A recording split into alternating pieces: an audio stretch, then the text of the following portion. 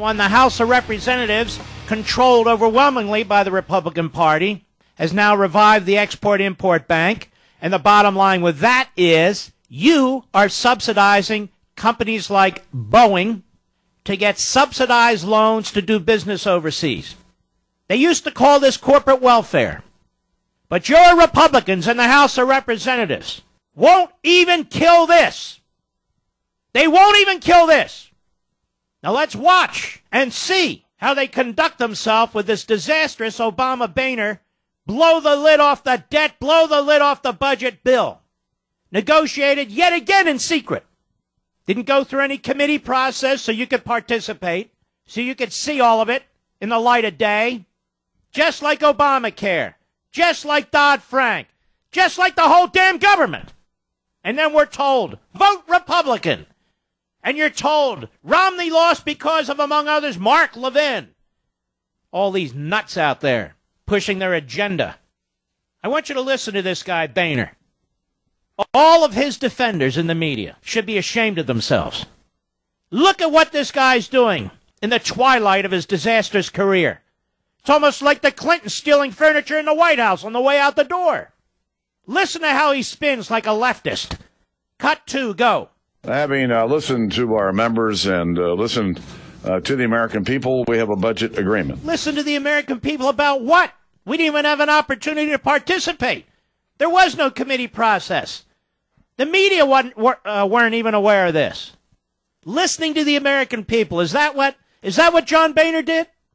Go ahead. This agreement will protect our economy and reduces the deficit. You know, you are a sleaze. You are a liar. You are the worst. You are the worst. You have taken the nomenclature of the Republican Party and turned it around to govern like George McGovern or any leftist. You lie about what you're doing. You destroy the language. You're at war with conservatives and conservatism.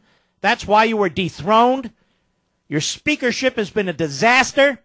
We, the people, gave the Republicans the overwhelming majority in the House of Representatives to get rid of Nancy Pelosi.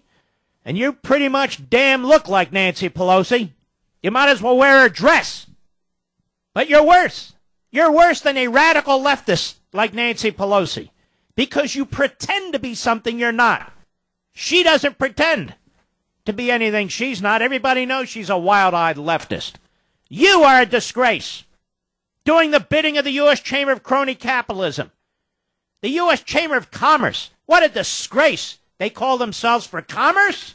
It should be the U.S. Chamber of Big Government. Every single lobbyist and lobbying organization knew what was going into this budget. Every single welfare group that lobbies for expanded welfare, they knew what was going into this budget. But you didn't. You, the public, you didn't know. Because if you knew in time, this fool knows, you'd rise up. Go ahead. It secures more long-term entitlement reforms. It strengthens... Doesn't do anything for entitlement reforms. It raises taxes and then takes that money and spends it somewhere else. It takes money out of the main Social Security fund. There's 2 of them. And again, if you look at Plunder and Deceit, it's Chapter 3, actually. If you look at Chapter 3, you'll see disability insurance was going broke. The entire federal government knew about it. It's going broke next summer. And so what are they doing? They're taking money out of the other trust fund where most of you senior citizens who receive Social Security get your checks. Now, there's only IOUs in there because they spent all your payroll deductions. But now they're moving the IOUs from the main fund to disability. Not that everybody on disability is ripping it off. That certainly is not what I'm saying. But it is being badly ripped off because of the lower standards that have now been applied since the Obama administration came to town. But this is what Boehner calls reform. This is why he's the worst. He abused his office. He could have used the speakership to advance the case to the American people for a smaller government, a more responsible government, for true fiscal responsibility. And by the way, any clown who comes on radio, I don't care what administration they served in, who goes on about how this is a good deal, it's the only deal we could have gotten, stop listening to them. Shut them off. They're just propagandists. Go ahead. National security brings more certainty to next year's appropriations process. protects more Americans from Obamacare. This guy, you can hear him slurring, can't you, Mr. Producer?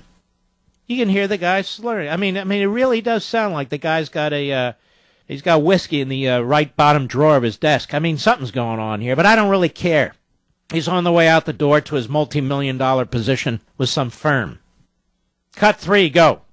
With this agreement, you're going to get some of the glory and a lot of the hell.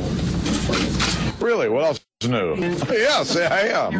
Yeah, I'm prepared for it. Somebody got a bipartisan agreement in a town that isn't known for a lot of bipartisanship. Let's just stop right there. This is the crap we have to hear all the time.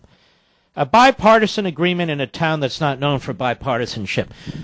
Rhetoric aside, press conferences aside, this is all about bipartisanship. It's all about a unitary political operation. That's what it's about. That's what's happened. What's he talking about? This town that's not known for bipartisanship. They're spending like drunken Marxists, both parties. The Republicans just revived the Export-Import Bank that was killed. The Republicans support amnesty. They just want to do it a different way than the president doing it by fiat. I can go on and on and on. Oh, yes, well, they'll have their defenders telling us the 12 things that are different than the Democrats. But I will tell you, when it comes to the big issues, look at reconciliation. We've been talking about this for several days. They have the power to slash 85% of Obamacare through the budget reconciliation process. And the truth is they have the power to slash 100% of Obamacare through the reconciliation process because that's how 100% of the law was passed in the first place. But they won't do it. Some tiny fraction of a fraction. That's what they're prepared to do, so you actually believe they've actually done something. And something's better than nothing, don't you know? But you've got a Republican Senate and a Republican House. How about that 85% that Paul Ryan promised us over 3 years ago on this program? You know, Mr. Conservative. Go ahead. You're going to see bricks flying from those that don't shut up. Oh, poor guy's a victim. Oh, you're going to see bricks flying. Sounds like a leftist. You can't have a disagreement. He doesn't want to debate. It's quick. Hurry up and vote for this. He can't understand why all Republicans in the House won't vote for this. Listen to this part. Go ahead. There's a bipartisan agreement, but there is. It's a solid agreement, and I told my colleagues there isn't any reason why any member should vote against this. That's it. There isn't any reason why any member should vote against this. You just heard Tom Coburn. I've been talking about this. You heard what he does to Social Security. You heard what he does to the spending caps that he also puts in place, that $1 increase in defense, where they need it desperately, has to be matched with increases in domestic spending, which are completely out of control. Oh, it's a great budget. It's great for the economy. It's great for the American people. It's great for your children. And notice, not a word about your children and grandchildren. Not a word. These people, these disgusting, phony politicians, and their disgusting constituent groups that defend this, and the disgusting media that puts a spin on it for them, the Praetorian Guard media, these people are not only immoral. What they're doing to your children, grandchildren, to generations yet born is unconscionable. It's unconscionable. Paul Ryan says this process stinks.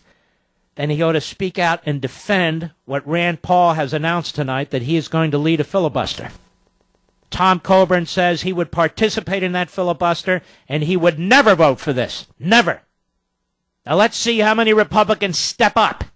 And if your Republican doesn't step up, vote their ass out of office.